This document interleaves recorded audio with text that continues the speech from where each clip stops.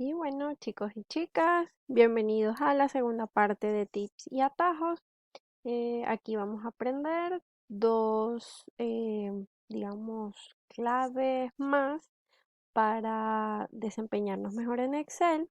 Estas dos últimas son un poquito más completas y bueno, espero les sean muy útiles para las actividades que deban realizar de ahora en adelante. Vamos a ver entonces la primera. Vamos a aprender a hacer un filtro. ¿Qué es un filtro? Suena como una palabra un poquito loca, ¿no? Pero vamos a eh, ver cuál es su utilidad, para qué la podemos utilizar, ¿no?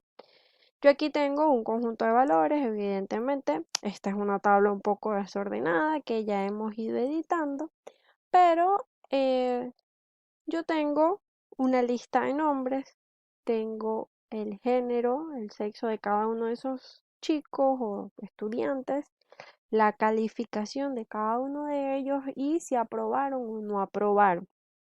Entonces, ¿para qué me sirve un filtro? Vamos a colocarlos en esta columna, por ejemplo, y vamos a colocarle un filtro. Cuando yo tengo una lista en la que los valores están asociados, si yo coloco que me pongo un filtro, me lo va a hacer en todas las columnas. Entonces, ¿qué es el filtro? Es esta flechita que me aparece acá. ¿Para qué me sirve? Me sirve para clasificar los datos y para ordenar de alguna manera los datos que yo tengo acá.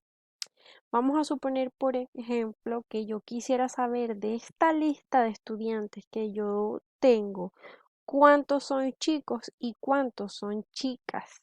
Entonces me voy a la flechita acá en la columna de sexo, hago clic y me va a aparecer acá abajo este cuadrito. Si yo le doy a seleccionar todo, me los va a mostrar todos tal como aparece predeterminado. Pero si le digo, por ejemplo, si desactivo la casilla M, automáticamente me debería mostrar solamente las chicas que se encuentran en el grupo. Vamos a darle a aceptar para ver.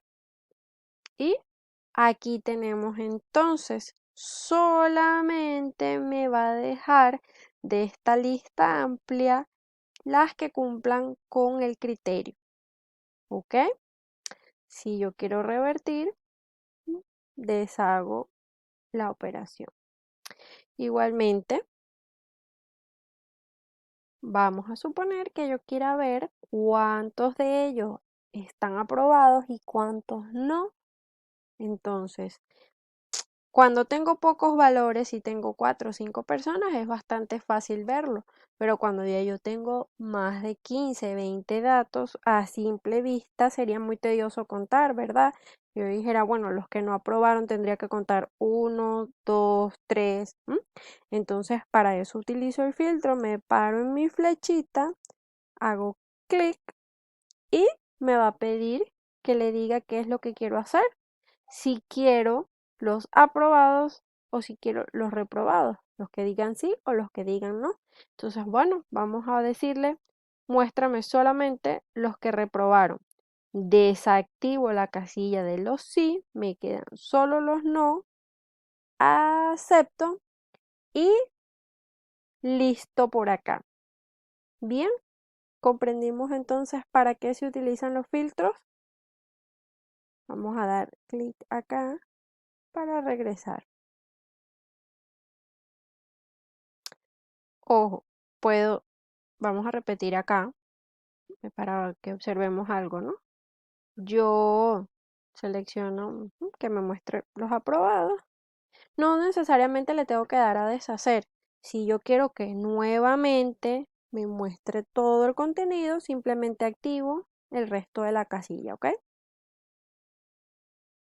Ok, entonces, como les decía, los filtros son para clasificarme un conjunto de datos, ¿no? En este caso es fácil porque solamente tenemos dos valores. En sexo tenemos femenino y masculino. En, aquí en aprobado o no, solamente tenemos sí o no. Pero también vamos a tener casillas como por ejemplo el nombre, en el que si activamos nos va a salir una lista de opción mayor. Bien, porque los números se repiten con menos frecuencia, los valores no están repetidos en este caso. Entonces, bien, ahí el filtro no necesariamente aplica. Si tuviéramos una lista muy grande donde tuviéramos varias Alison, varias Gaby, varias Graciela, bueno, en ese caso sí pudiéramos, sí sería muy útil porque podríamos ubicar, bueno, dime cuántas Gabrielas hay y me saldrían 8 o 5.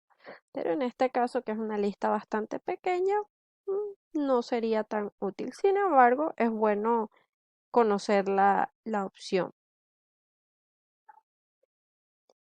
Pero ¿para qué sí nos va a ser útil el filtro en este listado? Bien, si yo le doy, hago clic acá nuevamente y le pido que me lo ordene alfabéticamente, fíjense, el mismo listado va a aparecer, pero ahora organizado.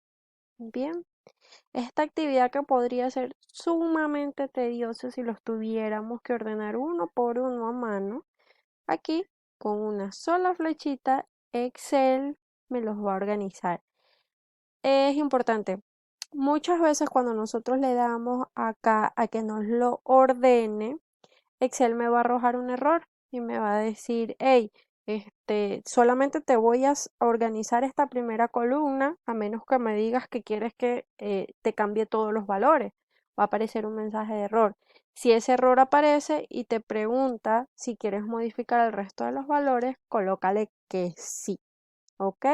Porque si no, solamente va a organizar esta columna y las demás van a quedar como estaban. Entonces, por ejemplo, la calificación que tendría Alejandra ya no le va a corresponder a ella, sino la va a tener eh, otro participante que haya quedado en su lugar. Bien, entonces es importante que verifiquemos que todos los datos de las columnas hayan quedado incluidos.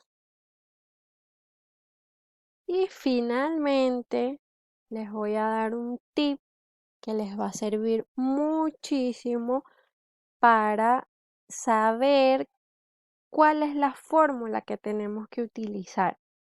Por ejemplo, si yo quiero sumar, sabemos que la fórmula base es igual suma. Pero si quiero multiplicar es igual producto. ¿Cómo sé yo de dónde salen esas palabras? ¿Cómo sé yo qué palabra va a utilizar Excel para hacer la fórmula? Recuerden que aquí hay fórmulas que son insospechadas, que ni siquiera sabemos los cálculos, la cantidad de cálculos que Excel puede realizar. Podemos ir promedios, podemos realizar porcentajes, podemos clasificar columnas, podemos pedirle a Excel que nos diga cuál es mayor y cuál es menor. Eh, Hay un sinfín de funciones, pero si yo necesito una, ¿cómo puedo llegar a ella? Ustedes recuerdan que yo le dije que esta era la barra para agregar las funciones, ¿verdad? Que cuando yo me paro en una celda cualquiera, puedo escribir acá, pero también aquí se estará reflejando mis datos, lo que estoy colocando, ¿verdad? Si yo me paro aquí en esta pequeña F con esta X, fíjense que me aparece la palabra insertar función. Vamos a hacer clic sobre ella. Fíjense, lo primero que me hizo acá, siempre se los recuerdo, ¿no? Igual, el signo de igual. Ya, voy a insertar una función, ok, vamos a decirle a Excel que es una fórmula y la clave para él es igual. Es como si manejáramos un lenguaje de señas, como si estuviéramos aprendiendo un idioma con Excel. Igual, ya le digo igual y él entiende. Automáticamente viene una fórmula. Y aquí tenemos entonces algunas de las más usadas. Muy probablemente la mayoría de ellas no las conocemos, pero es importante que sepamos que aquí se pueden localizar. Vamos a suponer que yo quiera sumar. Entonces, en esta casilla de buscar una función, yo le voy a decir a Excel que quiero sumar. Le doy a ir y él me va a arrojar todas las funciones que él considere se parezcan a lo que yo le solicité. Bien. Hay funciones que él no va a encontrar tan rápido. Por ejemplo, si yo le coloco dividir, muy probablemente no me va a revelar la fórmula de dividir. En ese caso, utilizamos tanto para restar como para dividir las aprendidas. ¿Ok? Esta de residuo sí tiene que ver con la división, pero tiene más bien que ver con el valor que me va a quedar de residuo cuando yo genero una división que no es completa. ¿Ok? Entonces, dependiendo de lo que estemos buscando, hay que ser muy específicos, pero en líneas generales, cuando necesitemos saber, por ejemplo, cómo realizar un promedio o alguna fórmula, cuando veamos geometría y necesitemos aplicarla, pues podemos preguntarle a Excel y verificar que nos dé la fórmula. Si yo decido insertar, fíjense, él acá me va a dar qué es lo que tengo yo que buscar, la palabra que voy a utilizar, los paréntesis, los números o las celdas que voy a poner en juego y el separador aquí, punto y coma, dos puntos, dependiendo del que yo vaya a necesitar. Si la voy a insertar, definitivamente le doy a aceptar y me va a dar aquí unas indicaciones para que yo las llene. ¿Ok? Bueno, en este caso no lo vamos a hacer, es simplemente para que podamos tener un referente y si llegamos a necesitar una fórmula que no hemos visto, podemos recurrir a la ayuda y preguntarle a Excel si conoce alguna fórmula que nos pueda ayudar. Entonces, bien, este ha sido nuestro segundo video. Espero que estos tips también sean muy útiles y le saquen el mayor provecho posible.